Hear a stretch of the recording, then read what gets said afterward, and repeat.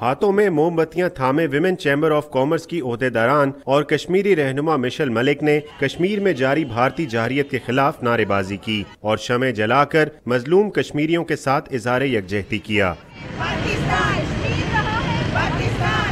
کشمیری رہنما مشل ملک نے کہا کہ بھارت نے کشمیریوں پر ظلم و ستم کی انتہا کر دی۔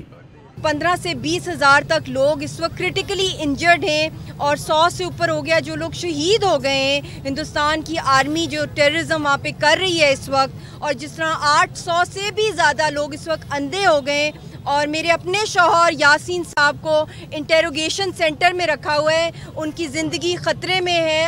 شرکا نے مطالبہ کیا کہ عالمی برادری مسئلہ کشمیر میں جاری بھارتی مظالم کو رکوانے کے لیے اپنا کردار ادا کرے۔